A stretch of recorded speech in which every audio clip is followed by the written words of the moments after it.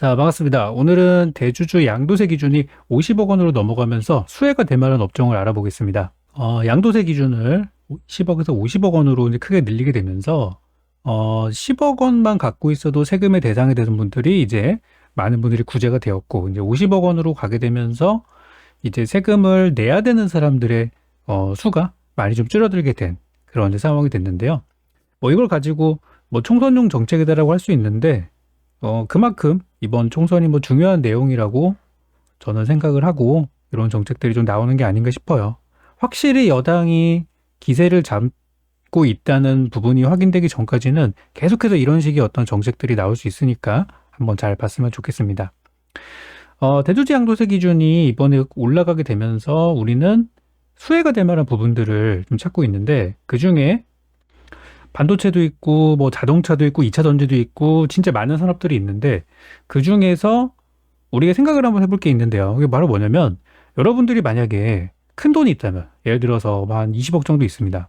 그렇다면은 뭐 요즘 같은 분위기에서는 뭐 부동산을 살 수도 있겠죠. 그렇지만 이 주식이라는 부분을 우리가 정해놓고 본다고 하면은 20억 작은 돈이 아니에요. 그러다 보니까 어떤 뭐 시가총액이 되게 작은 테마주에 그걸 다 넣는다는 거는 진짜 이건 강심장인 거고 흔치 않은 모습이겠죠. 그래서 이 양도세 기준이 늘어났다는 거는 이 쌈짓돈, 큰 돈을 갖고 있는 사람들이 어떤 걸 살 것이냐라는 부분을 생각해 보면 연결되는 부분이 있어요. 바로 저는 이제 많이 얘기 들었던 게 뭐냐면은, 내가 지금 큰 돈이 있고 주식에 묵혀놓아야 된다는 상황이 된다면은 나는 삼성전자를 살 거야. 왜냐면 우리나라에서 망하지 않는 회사, 뭐 여러 가지가 있겠지만 망하지 않을 만한 회사라고 하면은 가장 먼저 떠오르는 거는 삼성전자가 일단 떠오르거든요. 그래서 이런 부분들, 그리고 뭐 요즘 잘 나가는 현대 기아차 같은 것들도 그럴 수 있죠. 대신 말씀드린 이 종목들은 너무 무겁기 때문에 내가 큰 돈이 생겨도 넣을 수는 있지만 어떤 투자 관점에서 보기에는 조금 애매한 부분이 있어요. 반면에 이제 2차 전지주 같은 경우는 무거워도 급등한다는 걸 우리는 확인을 했습니다. 그죠? 올해 상반기 에코프로, 지금은 에코프로 별 볼 일 없어요. 솔직히 지금은 재미없습니다. 내년에 한번 오를 것 같아요. 그렇지만 지금은 아니에요. 에코프로가 정말 무거운 주식입니다. 지금 시총이 아직도 18조 원인데, 그럼에도 불구하고 여기 10만 원, 올 초 10만 원에 출발해가지고 150만 원까지 갔다 왔죠. 정말 이거는 뭐 쉽게 볼 수 없는 그런 장면이었었죠. 그래서 이제 무거워도 올라갈 수 있다는 거를 보여준 종목이에요. 최근에 에코프로 머티리얼즈를 통해서 다시 한번 그런 모습을 보여주고 있기는 합니다. 얘도 지금 시총이 13조 원이에요. 엄청나죠?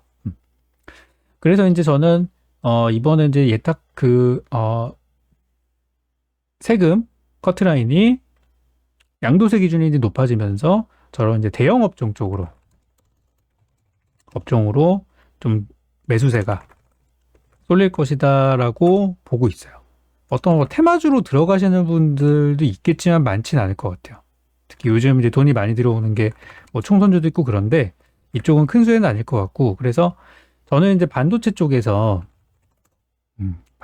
삼성전자는 무거우니까 그렇다면은 조금 살만한 종목들, 좀 매매할 만한 약간의 트레이드성도 있고 움직임이 좀 나와줘야겠죠. 그런 종목들에 대해서 먼저 좀 알아볼 거고, 그 다음에 내년에 IT 쪽에서 가장 큰 이벤트라고 예상되는 CES, 이게 바로 이제 1월 초부터 바로 이제 시작이 되는데, CES에서 같이 수혜가 될 만한 부분들 함께 오늘 알아보도록 하겠습니다. 최근에 반도체를 보니까 이런 뉴스가 있더라고요. 보시면은 반도체 사재기 조짐에 내년 한국 경제에 파란불이 들어오고 있다 라는 얘기가 있습니다. 파란불은 우리 주식 투자하시는 분들은 안 좋게 느낄 수 있어요.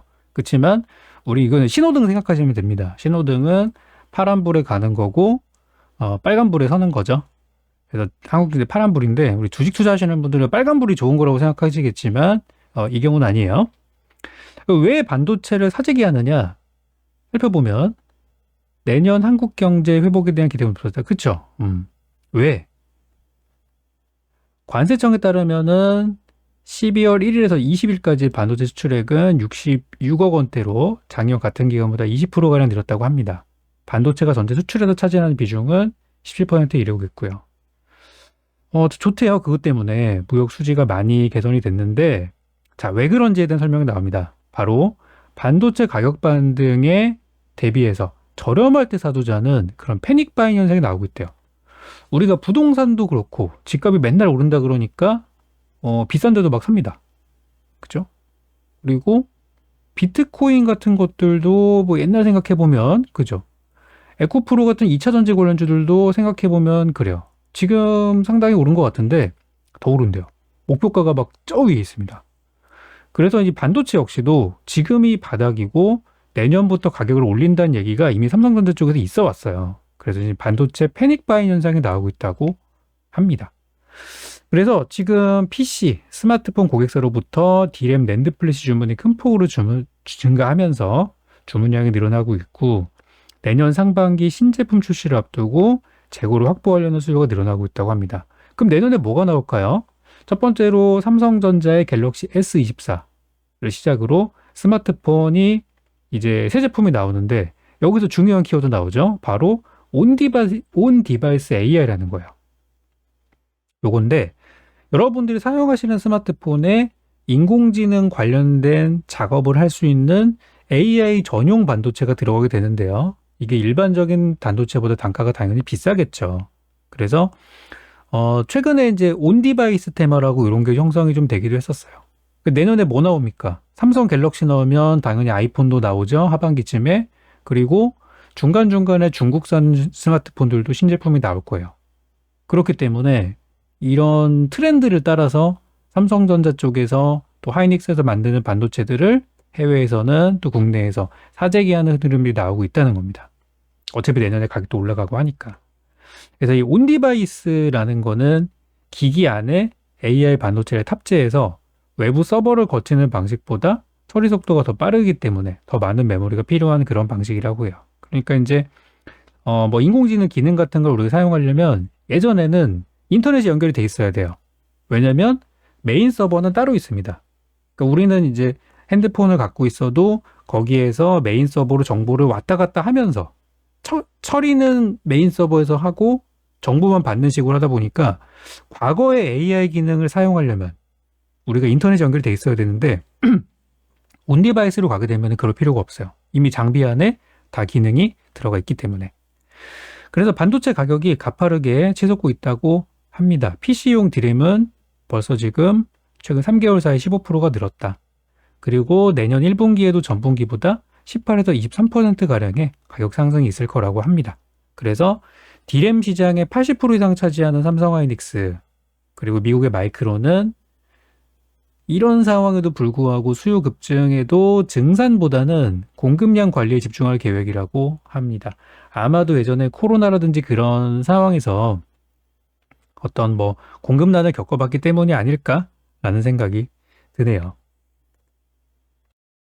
자, 반도체주를 보려면은 일단 첫 번째로 삼성전자 주가를 안 볼 수가 없습니다. 삼성전자는 이번 온디바이스 AI 생태계의 최대 수혜주라고 지금 알려져 있고요. 실제 오늘 주가는 종가 기준으로 75,900원까지 올라가면서 올해 2023년도 기준으로 고점 경신에 성공을 했습니다.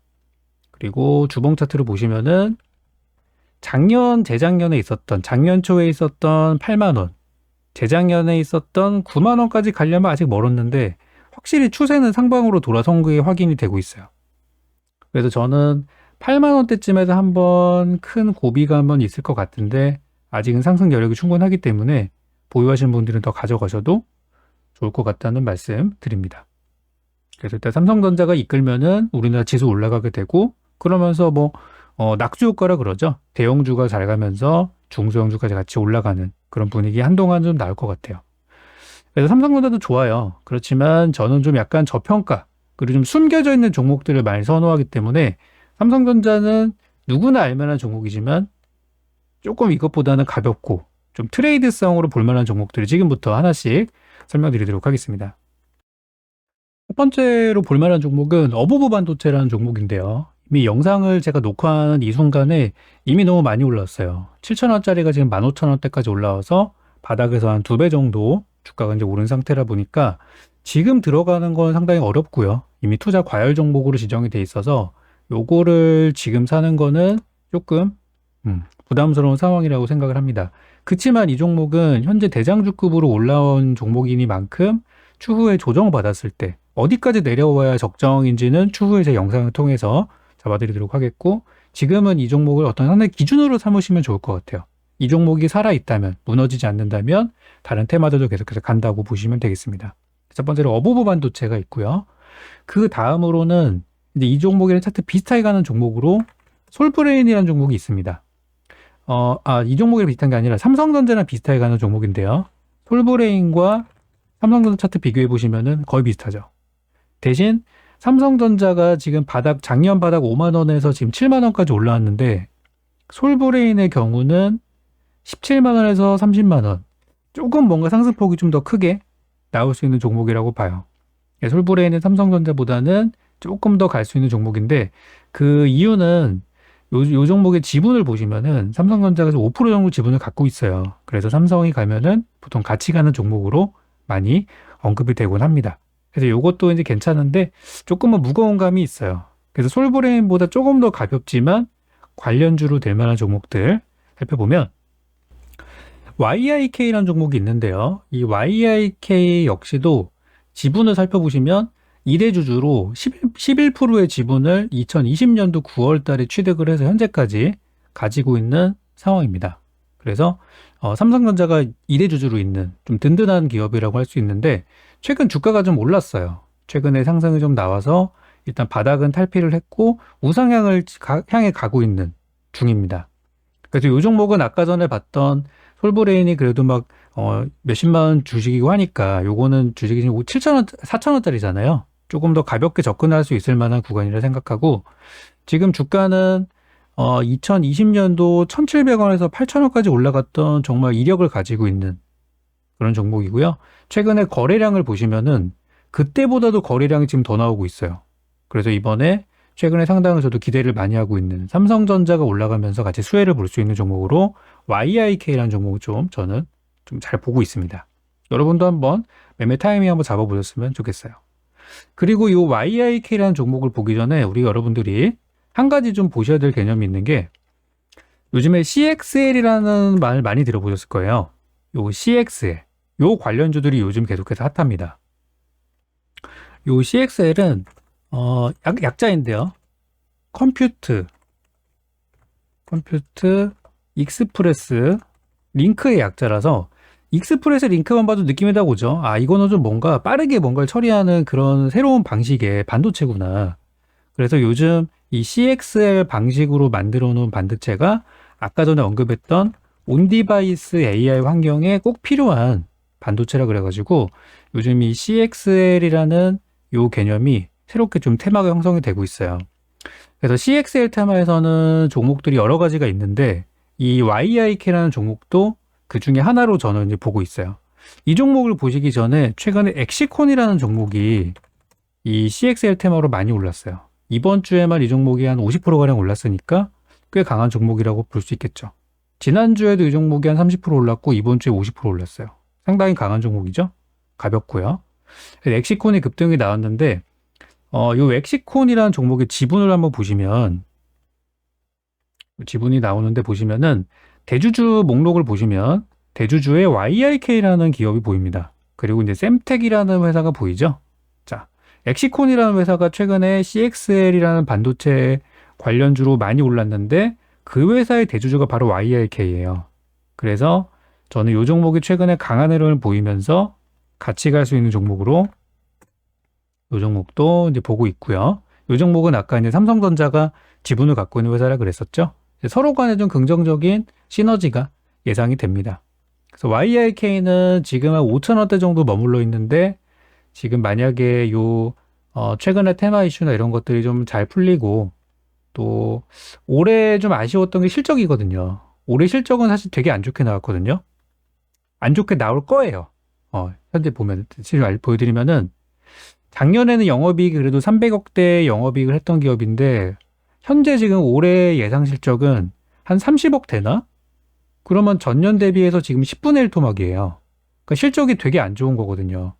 그래서 지금은 괜찮은데 분명히 실적 나올 때쯤 되면은 주가가 무너질 수가 있어요. 그래서 요 YIK는 지금은 단기 투자로 좀 보시다가 나중에 실적 때문에 주가가 무너지면은 그때 저는 바닥에서 잡았으면은 좋겠다 생각이 들어요.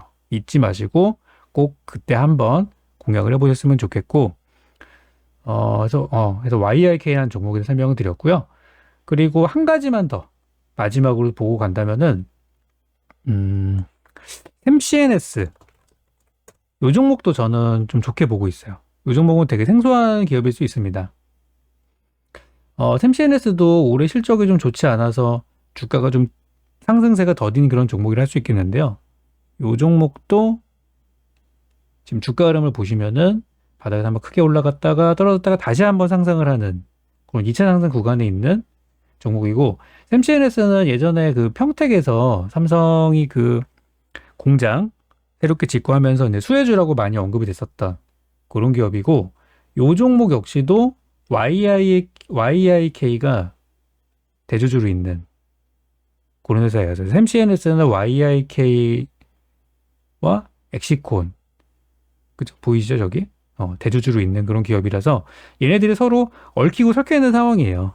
엑시콘이든 샘CNS든 YIK든 서로 간의 지분이 공유가 되고 있는 기업이라 어느 한쪽에서 슈팅이 나오면 나머지 기업도 분명히 나올 수 있는 그런 관계로 보시면 되겠고, 지금은 엑시콘이 먼저 튀었기 때문에 뛰지 않은 다른 종목들도 함께 엮어서 보시면 좋을 것 같습니다. 그리고 마지막, 진짜 마지막으로 하나만 더 보자면, 요거는 반도체주는 아닌데 삼진이라는 기업이 있어요. 삼진은 작년 1월 달에 삼성전자 반도체 그리고 CES에서 삼성이 스마트싱스라는 그런 생태계를 공개하면서 주가가 대략 당시 기준으로 한 60%, 70% 정도 급등을 했던 종목입니다. 그래서 CES 관련주로 한번 올랐던 이력이 있어서 이번 삼성도 분명히 그런 AI 생태계를 강조를 할 거고요. 그런 관련주들. 옛날에는 뭐 사물인터넷, IoT 이런 걸로 움직였던 종목인데 이번에도 저는 한 번 더 그런 상승세가 나올 것 같아요. 그래서 반도체는 아니지만 어떤 가전 관련주, CES 관련주로 삼진이라는 종목도 저는 한번 살펴보시면 좋을 것 같다 생각이 듭니다.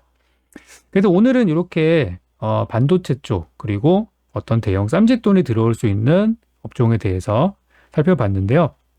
확실히 최근에 그 대주주 양도세 기준이 올라가면서 우리 증시에서 좋은 시그널들이 많이 나오고 있어요. 그 중에 하나가 뭐냐면 여기 나오는 이 투자자 예탁금입니다. 이 투자자 예탁금이라는 거는 주식 계좌에 돈이 들어있는데 아직 주식을 사지 않은 돈을 얘기를 하는 거예요. 그러니까 예탁금이 많으면 많을수록 우리 주식시장으로 들어올 수 있는 대기하고 있는 대기자금이라는 거거든요. 이게 많으면 많을수록 시장에 돈이 들어오게 되어 있어요. 그래서 저는 커트라인을 50조 원으로 보고 있는데 최근에 53조 원까지 갔다 왔어요. 조금 줄긴 했지만 연말이라서 약간 좀 줄어드는 건 있는데 작년 기준으로 이맘때는 50조 원이 아니라 보시면 작년에 12월 26일에서 30일까지 보시면은 뭐 43조, 47조, 46조, 50조 원 밑에서 계속 머물렀어요. 그럼 언제 50조 원을 넘어갔냐면 우리 증시가 IT 반도체 탄력받고 한참 올라가고 있었던 한 2월, 3월쯤 이때쯤 우리 코스피 지수 2400, 2500 넘어가면서 막 좋아질 때 있죠? 그때 기준으로 50조 원을 넘어가기 시작했어요. 그래서 지금 이제 연말에 벌써부터 이게 탄력을 받은 거는 그런 이제 주변 환경들이 많이 좋아지고 있음을 보여주는 거고, 올해도 이런 CES라는 행사를 통해서 수혜를 볼 수 있을 만한 그런 환경이라고 기술주들이 좋은 환경이라고 생각을 합니다. 그래서 오늘은 이 부분에 대해서 알아봤고요. 내년에 금리 인하도 되고 기술주들 환경이 좋아져서 여러분들 큰 수익들 많이 내셨으면 좋겠습니다. 오늘 제가 관심주로 드렸던 종목들에 대해서는 나중에 또 시간을 내서 한 번 더 리뷰하는 시간 가져보도록 하겠습니다. 수고 많으셨습니다.